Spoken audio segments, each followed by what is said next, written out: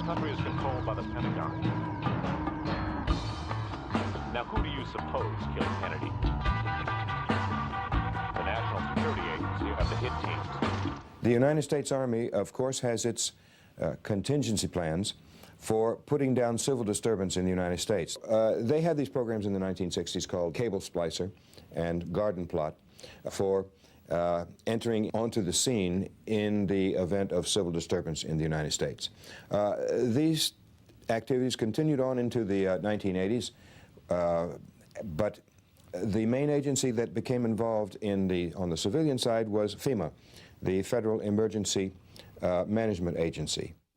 The FEMA has created a great deal of paranoia, probably for very good reason. Their whole reason for existence is to take control and keep things going in time of a crisis of, earthquake or military crisis.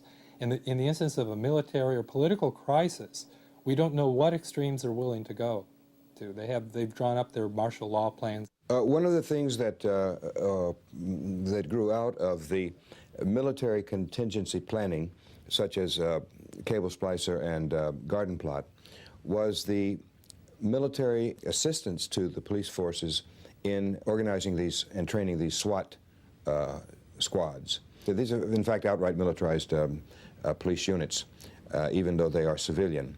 And the United States military, the Army particularly, had much to do with the establishment of these units through the 1960s and into the 70s. Now, I think all the way across the country there are SWAT units everywhere. And they started out in places like Chicago, I believe, and Los Angeles. But they were done with the help of the U.S. military. Well, Rex 84 was a plan to draw up to collect dissidents around the country who might be involved in violent activity and throw them basically in detainment camps. Some people call them concentration camps. They had, I believe, something like 17 military installations selected in the United States, where they would house up to, I believe, something like 150,000 or 250,000 people in the event that the streets turned to chaos if Reagan had invaded Central America in the early 1980s. So, despite what the director of the FBI may be saying currently, you can assume that they're still conducting covert operations. They were going to round up every dissident and every person who took to the street, plus a lot of foreigners, at the same time, because they did not want to have the situation develop as it had against Johnson and Nixon over the Vietnam War. So in the early 80s, Reagan said all he had to, it was all prepared, the statement declaring martial law, suspending the Constitution, and then they could go out and take everybody over to these military reservations, the equivalent of concentration camps, and just hold them there until what he wanted to do was done. The government is definitely shifting intelligence resources to the private sector. And one of the reasons for this is to escape public scrutiny under laws such as the Freedom of Information Act. Freedom of Information Act only applies to government agencies. You have to imagine technology 20, 30 years in advance of what we're using today. All that is classified, and it's classified for a very good reason, because it's being put to criminal uses. Bugging and interception of private communication, the disappearance of privacy, you might say. What's going on now is that there are large private corporate databases accumulated that accumulate information on individuals, track their activities, track their economic activities. These corporations would call themselves credit corporations or whatever, but they're essentially intelligence operations. Please listen, my brother and my sister too.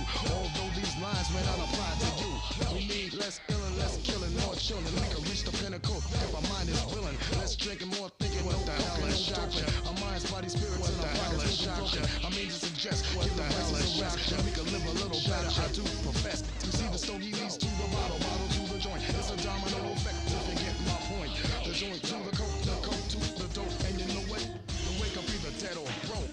If the ultimate weapon is a bigger subsidy, we will use it. It is worth it.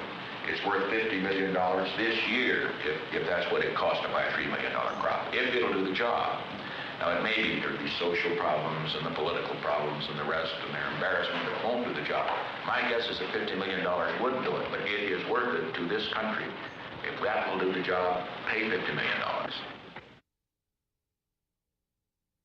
How it is that the United States, with all its military services, the Coast Guard, the CIA, the FBI, the DEA, and cooperating agencies, including local police departments, how they are not able to suppress the drug trade in the United States, how they cannot seal the borders and stop these shipments coming in, and then the whole distribution system. The nature of the drug use and availability of drugs began to change as the Vietnam War went bad.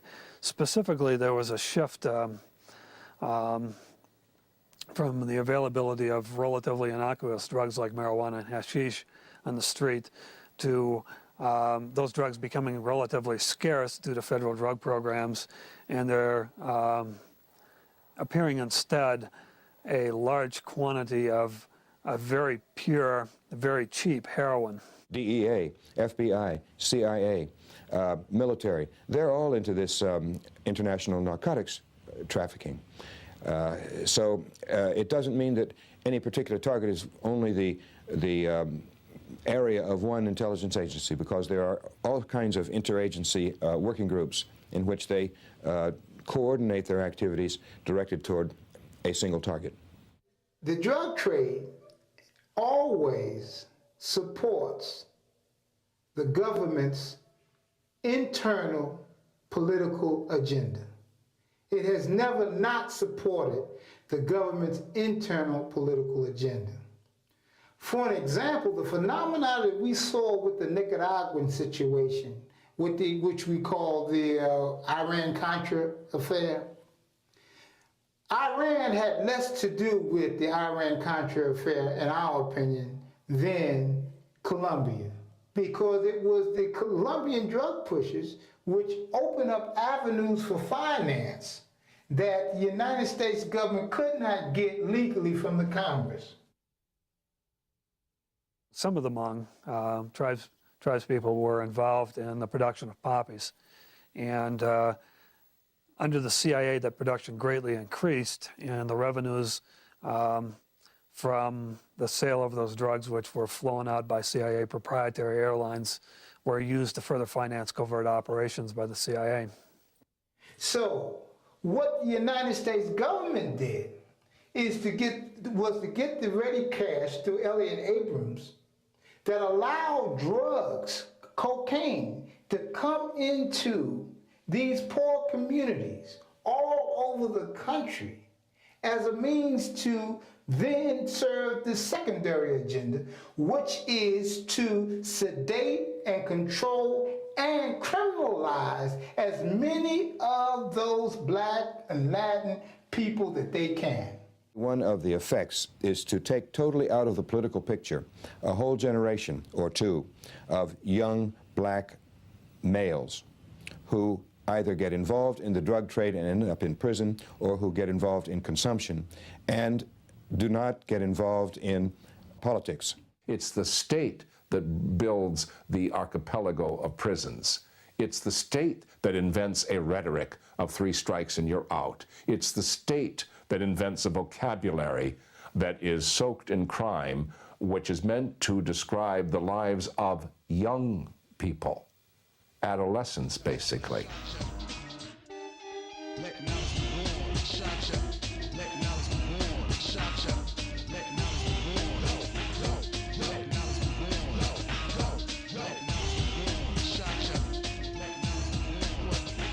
I've spent 19 years in prison in the United States for my political beliefs. You were the symbol that helped sustain me and other African-American political prisoners. I say to you, brother, we love you and we will not give up the fight. We will not give up the fight. We will not give up the fight. We will not give up the fight. I think we've had political prisoners in the United States for a very long time. On an official level, they would not admit this. Of course there are political prisoners in the United States, even if the U.S. government will never admit to them. Political prisoners are the heartbeat of the struggle, reminders of what the struggle is really about. They have been behind the wall now 15, 20, and going on 25 years. They must not be forgotten. So while I'm sitting here in prison today with 115 witnesses, 532 exhibits, electronic surveillance, electronic eavesdropping, no fingerprints, no blood, no weapon, no words, nothing ever said against me. But I'm convicted. To this date, at least 800 pages of COINTELPRO and ADEX, or agitator index files, have been released to my lawyers in my name. Of course, thousands have not been. They're still classified. We believe that the Congressional Black Caucus should have a hearing to determine the effect of COINTELPRO on the New African Independence Movement, the Black Liberation Movement, like they did to the left. That the parties responsible must admit they're wrong in those attacks of violation of those people's constitutional rights. It will then set a tone of reconciliation.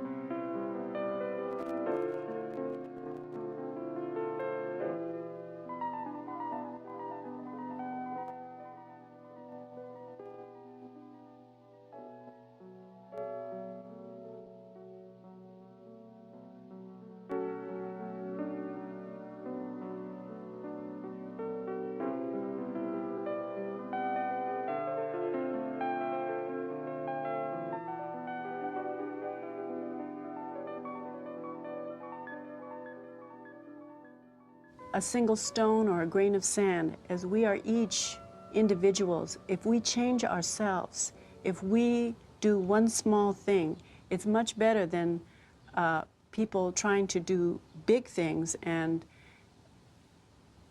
for their self-aggrandizement. Government and the system, the industrial forces that are a plague on Mother Earth, that are destroying the water, the air, the earth itself, the genetic material within us all.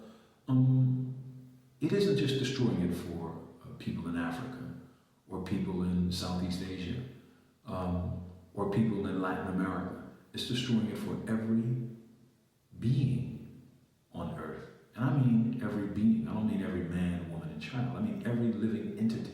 All through history, no matter how much power has surged through totalitarian, through empires, rulers, and conquerors, whether they be governments or individuals as dictators or despots or tyrants, history has always shown that the human spirit will always prevail. We do not exist as individuals. All of us have a mother and a father. So we come from a collectivity of these two beings.